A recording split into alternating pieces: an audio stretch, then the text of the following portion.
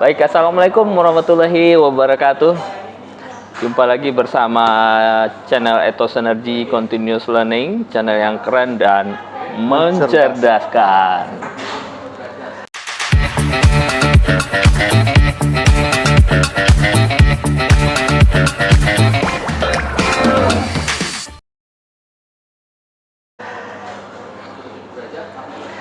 Oke bro, ini kita malam ini tentu ngobrol-ngobrol mengenai keselamatan kerja lagi ya bro ya. Ketemu lagi kita ya. Ya ini bro kan ahli di bidang keselamatan kerja, safety. Iya. Saya mau nanya-nanya lagi nih. Kemarin kita udah ngobrol mengenai profesi seorang, bagaimana menjadi seorang HSE engineer ya. Betul. Tak kenal maka tak sayang ya. Iya, tak kenal maka tak sayang dengan berbagi ilmu tuh lebih baik lah. Dengan profesi kita ya sebagai HSE engineer ya. Oke, Bro Tarmizi. Nama panjangnya siapa? Lupa saya nih. Nama saya nih Tarmizi. Tarmizi aja. Ahmad Tarmizi. Ahmad Tarmizi. Nanti bilang panggilan Haji, Udah haji. Mau. Mau haji. Mau haji. Insya Allah. Insya Allah ya. Saya juga insya Allah ya. Baik, kita topik malam ini mengenai hazard ya. Di dunia safety kan kita hari-hari itu selalu mengelola hazard ya kan. Selalu. Boleh cerita dulu hazard itu apa? Atau bahasa Indonesia bahaya ya? Bahaya. Ya. Jadi hazard itu sesuatu kalau di dalam pekerjaan proyek itu ada beberapa klasifikasi bang, kan? Banyak sekali. Ada bahaya biologi, ya kan? Bahaya radiasi. Pokoknya banyak lah bahayanya. Ada beberapa ini ya. Ada bahaya mekanikal, elektrikal, ya. Kemudian bahaya kimikal, biologi, radiasi, bahaya segala macam. Ada berapa? Ada 10 kalau nggak salah, ada 10 kalau nggak salah. Ada 10 ya. Jadi masing-masing itu ada klasifikasinya gitu. Dan sumber dan efek dan mitigasinya pun berbeda-beda gitu. Ada 10 ya. Ada tadi gravitasi. Ya, ada bahaya mekanikal, ada bahaya chemical, bahaya biologi, kemudian bahaya listrik ya. Radiasi. Bahaya radiasi. Bahaya chemical udah ya. Temperatur, tekanan ya kan. Banyak lagi. Ada bahaya barang bergerak ya, berputar ya. Barang mekanikal lah intinya. Barang mekanikal ya. Oke, ini ada 10 lah ya, atau kita sebutnya hazard wheel ya. Hazard wheel kalau di dalam penilaian resiko tuh ada 3SA tuh, yaitu harus yang utama gitu. Tapi kalau dijabarkan lagi lebih banyak lagi. Lebih banyak lagi tentunya ya kan. Bisa diidentifikasi lagi sebenarnya. Salah satu spesifik aja itu. Kenapa kita perlu menguasai hazard nih? Bisa mengidentifikasi hazard. Kenapa kita perlu ini? Kenapa enggak yang lain gitu? Kalau kita bekerja kan pasti kita harus identifikasi dulu bang bahaya risiko pekerjaan itu, baru kita laksanakan pekerjaan gitu. Kalau misalnya nih pekerjaan pengelasan, kira-kira hazard apa yang ada di situ? Pasti pekerjaan panas itu pasti dia ada sumbernya ya. Pekerjaan dia ada kelistrikan, mekanikal ya. Kemudian kalau dari aspek teknik pasti dia ada bahaya kelistrikan, bisa kesetrum ya kan? Iya, kesetrum. Bisa radiasi, kena radiasi ya. Radiasi panasnya itu panas ya. Tadi efek tadi bisa ke kesehatan. Iya. Karena dia nggak pakai masker, nggak pakai APD yang bukan standar dia, menggunakan yang tidak sesuai, bisa efek bisa anggota tubuh dia gitu kan. Bisa kena geramnya juga, ketika menggerinda kena mata ya bisa kan. Balik lagi ke penyakit akibat kerja PAK kan istilahnya kalau di dalam undang-undang ketiga itu. Makanya setiap pekerjaan itu wajib kita melakukan identifikasi bahaya risiko dulu. Iya. Baru nanti ada bahaya, ada sumbernya dulu bahaya, risikonya, kemudian mitigasi dan terakhir rekomendasi. Iya. Diterapkan di dalam 5 pengendalian risiko, substitusi, eliminasi, rekayasa engineering, administrasi, terakhir baru APD yang terakhir. Jadi nggak semerta-merta APD itu dilakukan gitu. Iya. Itulah salah satu pengendalian. Jadi seorang engineer harus mempunyai kapasitas atau kemampuan untuk mengidentifikasi bahaya di lapangan ya. Iya, menganalisa. Mengidentifikasi, menganalisa ya, menganalisa tentu secara bagaimana cara mengelola, menghilangkan bahayanya, mengurangi bahaya. Betul. Ya kan?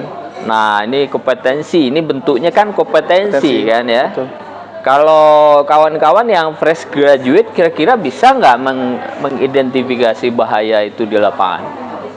Kalau anak-anak fresh graduate pasti dia awal-awal pasti dia magang dulu lah. Magang sama senior.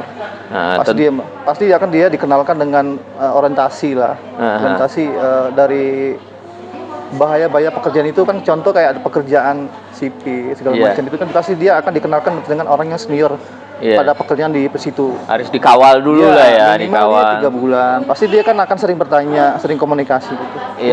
Ini pekerjaan apa? Contoh pekerjaan pengecoran ya. Dia pasti di situ ngelihat ini pengecoran. Kemudian dia pasti menganalisa, ini bahayanya apa aja Pak di sini, pasti dia tanya situ. Pasti dia akan dapat dia bahan-bahannya nanti di situ. Cara pengalaman otodidak selama orang yang berpengalaman yang itu kalau fresh graduate-nya mau bertanya dan mau berdiskusi sama orang-orang yang harus bertanya sudah bekerja duluan di bidang itu. Misalnya tadi kalau saya sih lebih simpel mencontohkannya pekerjaan pengelasan ya. Kalau mau berkomunikasi, tapi anak-anak sekarang ini kan kalau kita males bertanya ya. Sering komunikasinya pakai ini, Google ya, WA kan. Sementara komunikasi dengan orang lain tuh kurang ya kan.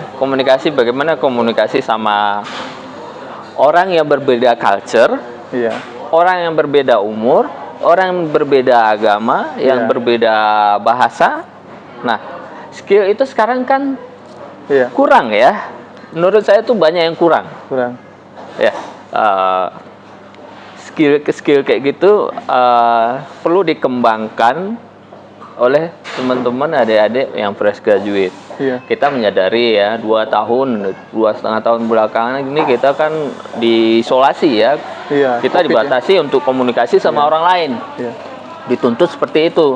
Makanya produk-produk dari kampus yang ada lulusannya di zaman COVID itu biasanya online, sangat banyak kurang komunikasinya. Betul, karena mereka lebih banyak ke media internet ya. Media internet, waktu komunikasi semua pakai dosennya pakai WA, sama teman pakai WA. Semua bahasa tulis ya.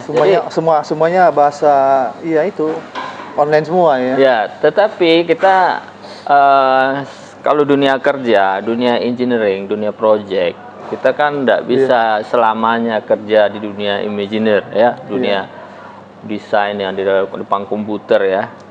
Sementara kita perlu orang-orang yang kerja yang paham yang di lapangan gitu kan. Experience. Nah, untuk mendapatkan experience kan kita perlu berkomunikasi sama langsung sama senior lah ya. Sama orang-orang yang berbeda. Nah, ini ada case yang kemarin mungkin saya udah bikin juga channel YouTube-nya kan. Ada fresh graduate tahun 2022 selesainya, kemudian dia ngelamar ke perusahaan PT PAL, ada lulusan STM. Nah, dia merendahkan lulusan STM ya kan, walaupun dia itu lulusan kampus ternama di Indonesia, itu nggak boleh kita merendahkan lulusan STM karena kompetensinya berbeda gitu ya. Benar nggak? Kompetensi bisa beda skill. Potensinya berbeda lah. Si bapak itu dia ahli kompetensinya welding, mengelas, kerjaannya ngelas, ada sertifikasi internasional ya.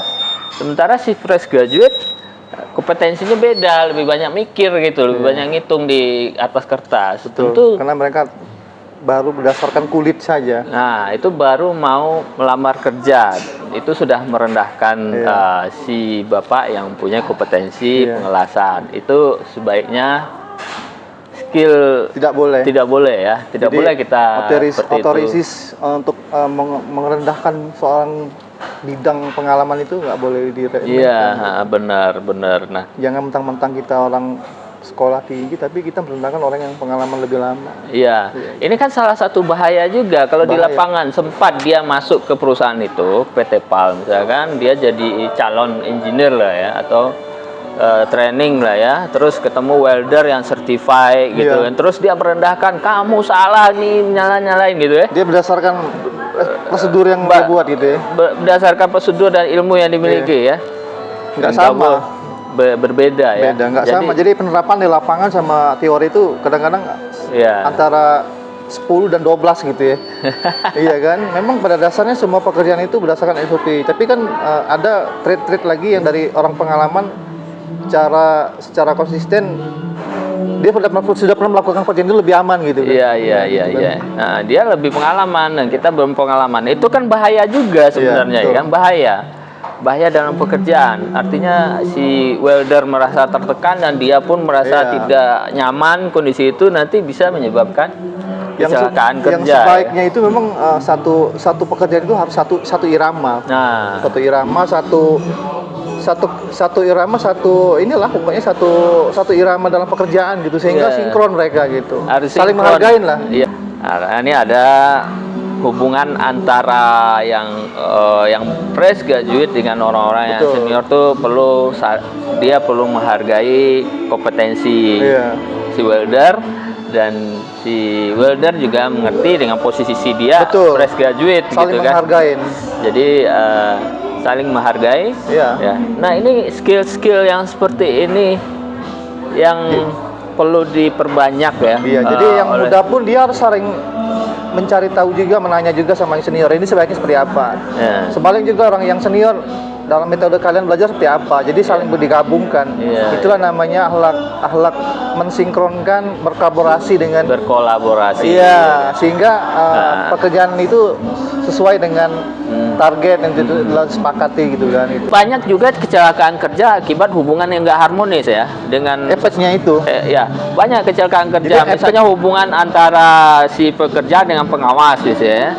Itu si pengawas nuntut si weldernya atau fitternya, kamu harus menyelesaikan sekian die-in, 40 die-in per hari gitu kan. Sementara toolsnya, alatnya, kemudian cuaca nggak mendukung misalnya kan, tidak disediain juga alat yang bagus, safety-nya nggak bagus, itu tentu nggak tercapai gitu kan ya. Itu kan sementara supervisor yang ngegas terus ya, harus gitu kan, stres kan, jadi kerja kan nggak nyaman lagi. Bisa kecelakaan kerja kan si weldernya kan. Itu tekanan kerja. Nah, stres ke kerja itu tekanan, makanya itu di dalam dunia HSE itu luas sebenarnya Bang, bukan pada keselamatan kerja aja, luas. Kalau masalah tekanan kerja itu memang kembali lagi ke psikologi. Psikologi ya. Iya, psikologi. Ini harus dikuasai juga sama seorang safety. Minimal harus tahu dasar kulitnya gitu. Ketika kita menemukan pekerja itu logat apa stres dalam pekerjaan, kita akan panggil dia, kita akan hibur dia, jangan sampai dia tuh stres celaka gitu kan. Iya. Jadi ada beberapa trik yang kita lakukan gitu. Jadi kita pendekatan dengan pekerjaan stres itu kita akan lakukan, mereka kasih hibur gitu. Ada apa kamu? Kok pekerjaan kamu jelek? Kamu sering kemana-mana, kamu ada apa? Akhirnya mereka akan terpancing juga dengan itu kan.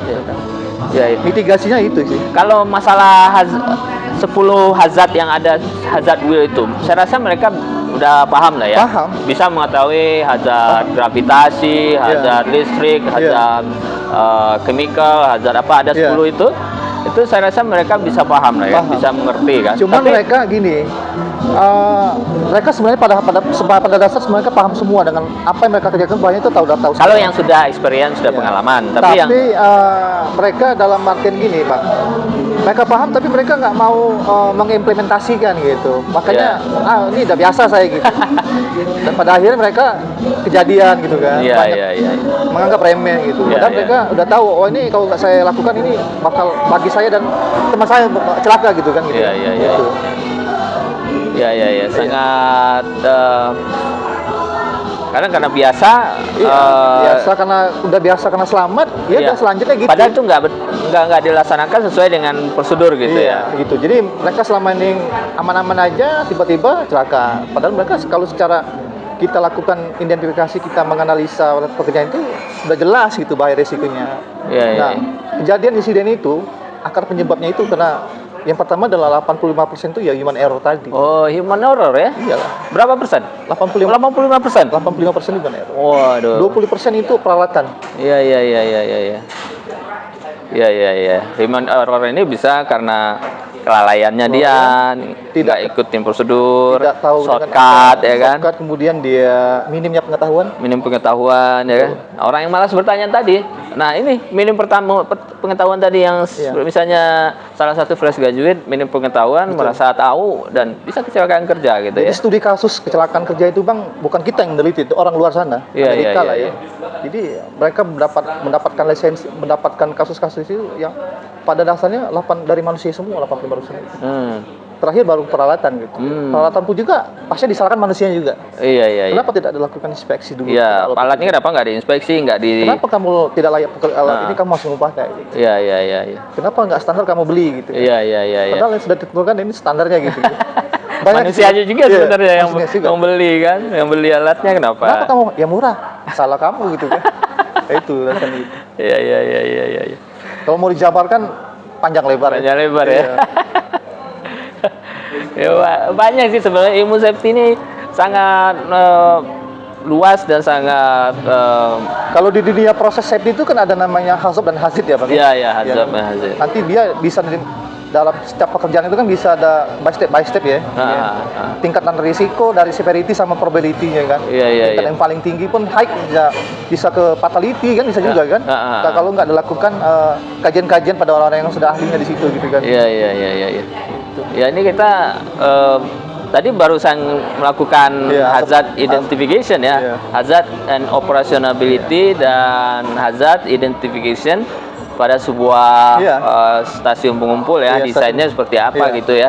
Jadi itu tentu diperlukan kompetensi kan, pengalaman ahlinya di situ gitu. Pengalaman di lapangan, terus rajin baca standar, baca buku ya kan, mengenai pengetahuan itu diperlukan untuk bisa mengidentifikasi hazard ya, mengidentifikasi bahaya yang mungkin ada di suatu desain yang akan diimplementasikan, yang akan dieksekusi di lapangan gitu ya. Sebelum barang itu dipasang, kita data mengidentifikasi dulu bahayanya kita kontrol gitu kan, mau apakah di substitusi, di eliminasi, engineering kah, atau di administrasi, atau di pakai APD ya kan. Nah, jadi terakhir APD gitu. Kalau tidak ada solusi lagi baru APD gitu kan. Tapi kan ya harus melewati 5 pengendalian itu lagi gitu kan. Azab itu hasil. Nah, nanti di dalam azab itu nanti dituangkan di dalam hiradisi. Azab identifikasi risk control. Iya. Nanti dituangkan lagi di bawah lagi di job safety analysis. Job safety analysis. Baru nanti dituangkan, disosialisasikan pada pekerja. Oh ini pekerjaan kita, bahayanya, resikonya gitu. Baru rekomendasi. Nah ini saya bicara job safety analysis ya. Untuk membuat job safety analysis kita kan harus bisa mempunyai kemampuan untuk mengidentifikasi bahaya dalam suatu pekerjaan, ya kan? Itu kan dibuat oleh siapa yang buat? Apakah engineer atau siapa? Jadi apa ya? Si JSA ini pada dasarnya orang yang terlibat dalam pekerjaan itu. Oh, supervisor. Jadi tidak semerta-merta orang safety atau orang ISE.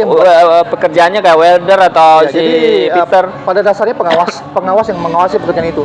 Karena mereka yang lebih tahu bahaya pekerjaan itu. Step pekerjaan pertama apa?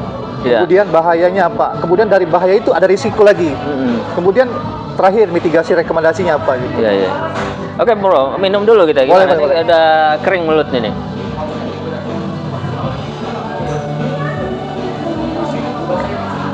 Ya.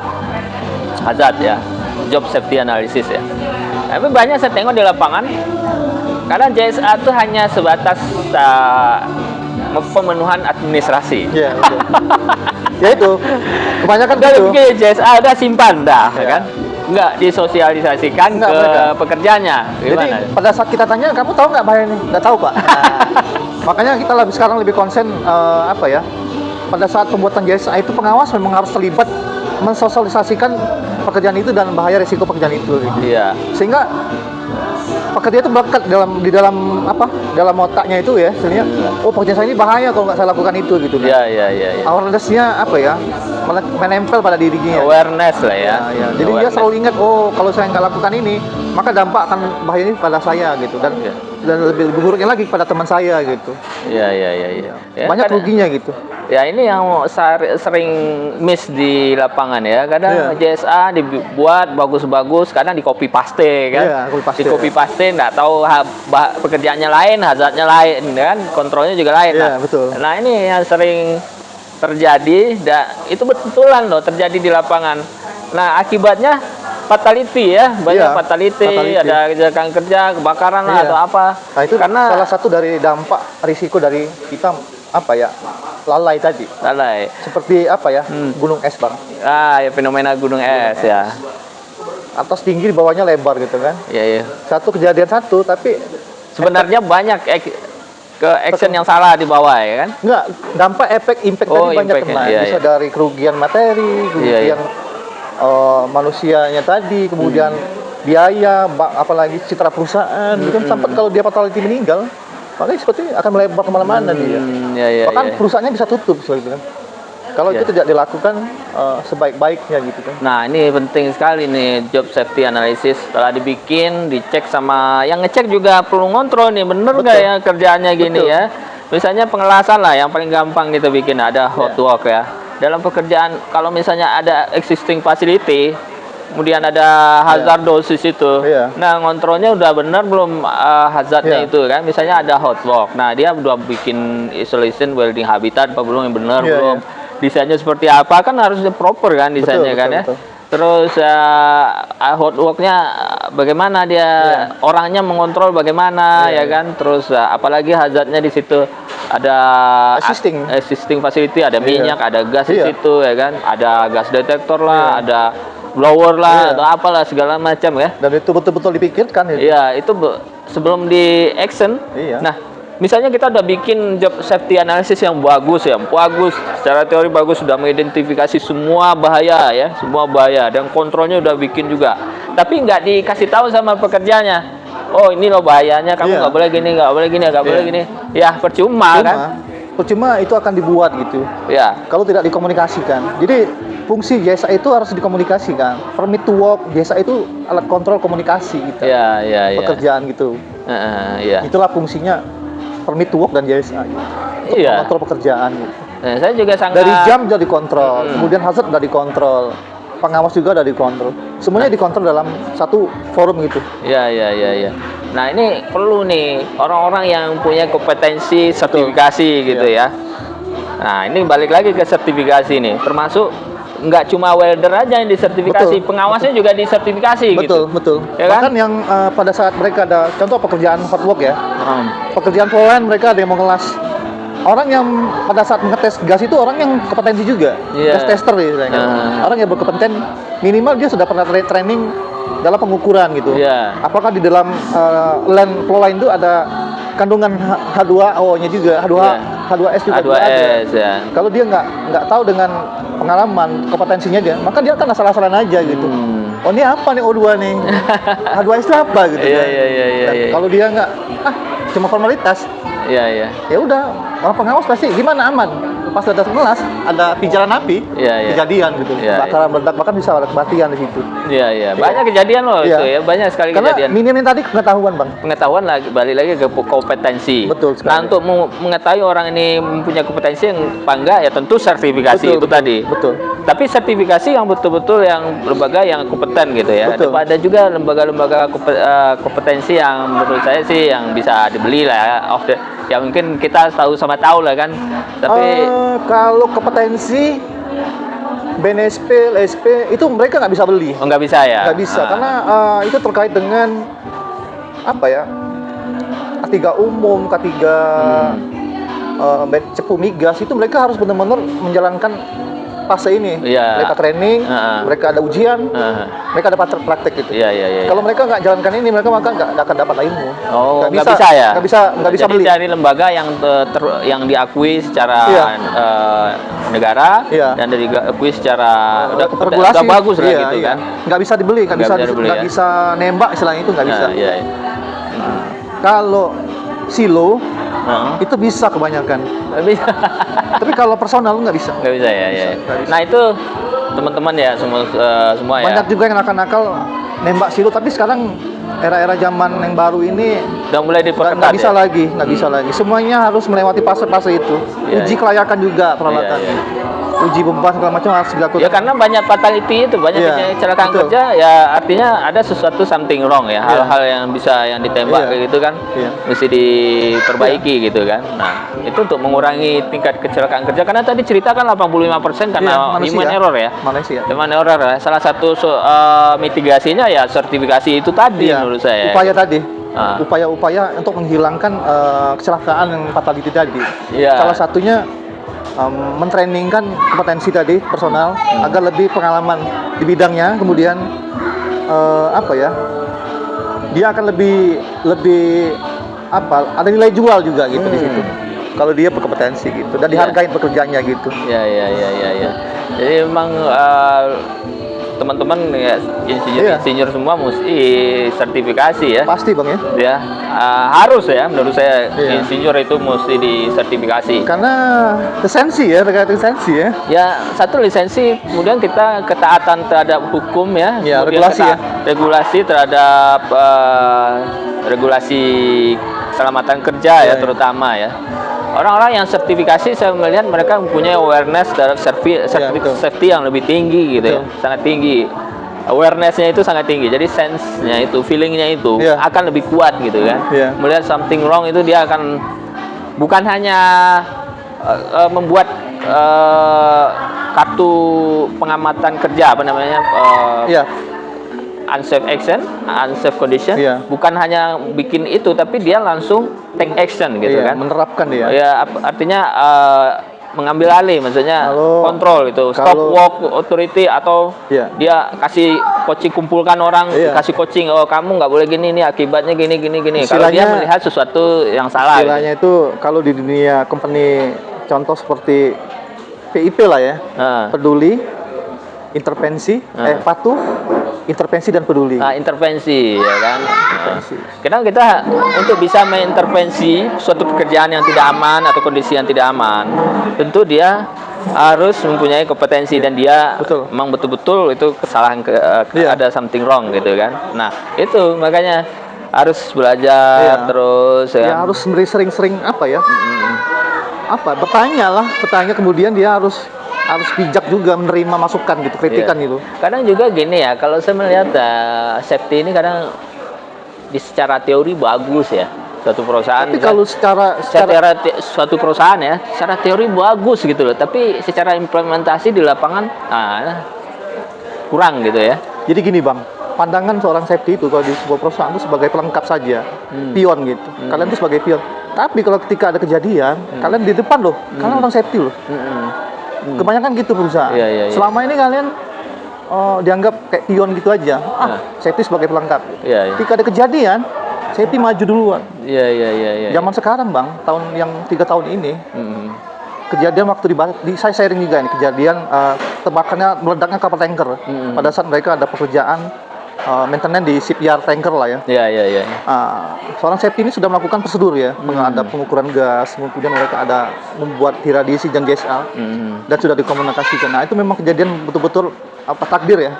Tapi yang ditahan polisi sekarang tuh orang safety dulu. Ditahan sekarang. 3 bulan ditahan. Karena untuk ngambil berita BAP tadi dari pihak polisian. Kenapa ini bisa terjadi gitu kan? Ya sampai ditahan ya. Memang begitu ya. Betul. Kalau terjadi aturan baru sekarang gitu. Aturan baru sekarang. Iya, kalau ada kecelakaan kerja yang ditanya dulu, yang di BAP pasti IC-nya dulu. Karena mereka sebagai kompetennya di situ. Mereka punya lisensi itu. Kamu kan polisinya perusahaan gitu kan. Iya. Kenapa ini terjadi gitu? Banyak Bang rentetan. Nah, itu kembali lagi ke inti ke perusahaan.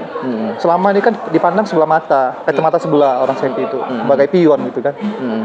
ketika ada selama ini aman-aman ya udah jalan aja. Ketika ada kejadian, direktur nggak mau tahu bang. Nah, itu beberapa perusahaan ada Iya yang kan? begitu ya. Saya bukan menjelek-jelekan seorang pimpinan, bukan. Tapi udah banyak fakta seperti itu. Tapi pimpinan sekarang juga diminta engagementnya terhadap safety ya. Iya, itu kalau yang diminta paham. komitmennya untuk safety. Kalau gitu. yang paham. Tapi kalau kontraktor-kontraktor di bawah ini itu mereka nggak, istilahnya buat pelengkap aja. Iya kan? Tapi sekarang kan udah mulai di ini ya, mulai. Saya melihat saya pernah di swasta, pernah di BUMN ya. Ya, seringnya waktu berjalan ya itu kita kembali lagi kepada personal kita kita menjelaskan dengan direktur atau pimpinan perusahaan. Baru Bapak nggak lakukan. Kalau kita berbicara safety ke pimpinan, itu jangan kita berbicara masalah safety gitu. Tapi berbicara masalah biaya, efek biaya pasti. Maka dia akan mikir itu kan.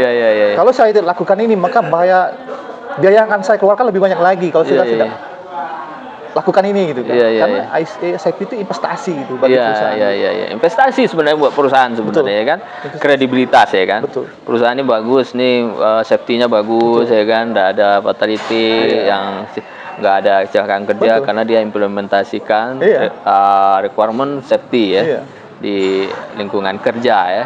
Itu sekarang kan banyak perusahaan-perusahaan yang dulu mungkin perusahaan-perusahaan masih menurut saya seperti Bro bilang tadi menganggap sebelah mata safety ya, tapi mau nggak mau perusahaan itu harus jalan kan ikut regulasi ya. Klien punya di jasa kerjaan tapi kan terlepas dari itu mereka maling-maling juga gitu. Pada saat mereka tender pekerjaan mereka sangat konsen sekali dengan safety gitu. Ketika mereka mendapatkan pekerjaan mereka akan lepas dari situ. Itulah fungsi kontrol lagi ya. Betul. Ya, ini bahayanya kita bincang-bincang udah melebar ke sana ya. Malam ini topiknya mengenai hazard ya. Tapi itu bagian dari problematika ya, dialektika safety lah ya. Betul. Efeknya itu kalau yang abang bilang tadi, kalau kita bekerja tidak sinkron, tidak seirama, maka akan timbul pekerjaan itu tidak akan bagus hasilnya gitu Pak. Perlunya kita seirama dalam pekerjaan, saling menghargai, sinkronisasi pekerjaan, berkolaborasi lah gitu. Saling menghargai pendapat dalam pekerjaan gitu. Siap menerima kritikan lah gitu. Kritik tentu ada yang dasarnya ya, ada standarnya, ada prosedurnya.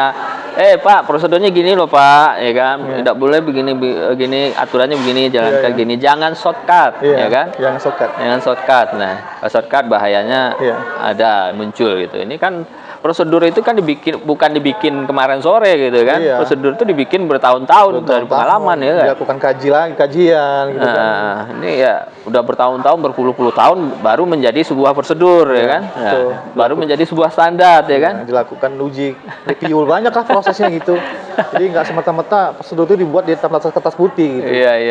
Dilakukan penelitian lah. Riset lah kan. Riset dulu kan. Oh ini kalau nggak dilakukan gini bahaya gitu kan. Ya tadi bahaya ini tadi kita untuk yang basic ya, untuk yang entry level untuk seorang ASE harus memahami 10 jenis bahaya ya.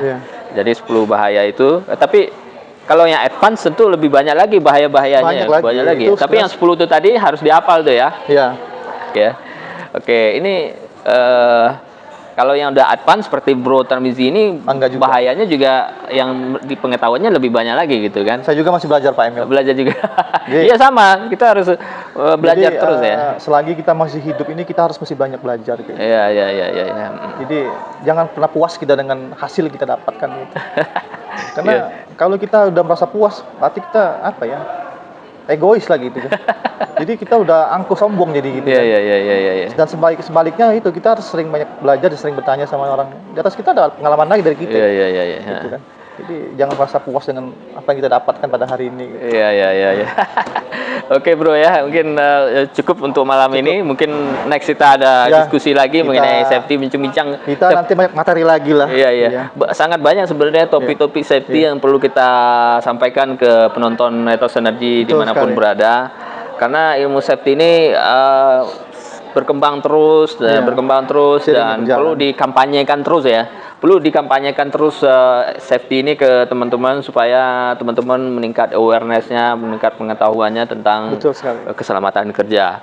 Oke bro, malam ini saya rasa cukup dulu. Nanti kita lanjutkan di next interview dengan Bro Ahmad Tarmizi, HSE Engineer yang sudah sangat banyak pengalaman. Sebelum kita close, ada yang disampaikan ke ini yang untuk closing malam ini? Closing statementnya adalah kembali lagi kita kalau kita pengen belajar di dunia keselamatan kerja, maka kita harus sering belajar sama orang yang berpengalaman dan kita jangan merasa puas dengan apa kita dapatkan pada hari ini. Gitu. Jangan malu bertanya ya. Jangan malu bertanya. Itu aja. Kalau kita ingin banyak relasi dalam pekerjaan, maka kita harus banyak bertanya sama orang yang lebih pengalaman gitu. Iya. Oke. Terima kasih bro. Makasih banget nih udah share ilmunya bersama kita. Oke teman-teman semua, terima kasih udah menonton acara Ethos Energy malam ini, bincang-bincang mengenai safety lagi, mengenai hazard atau bahaya di lingkungan kerja. Mudah-mudahan bermanfaat buat teman-teman semua. Jangan lupa like, subscribe, dan share channel kita agar terus tumbuh dan berkembang. Sampai jumpa di video kita selanjutnya. Assalamualaikum warahmatullahi wabarakatuh.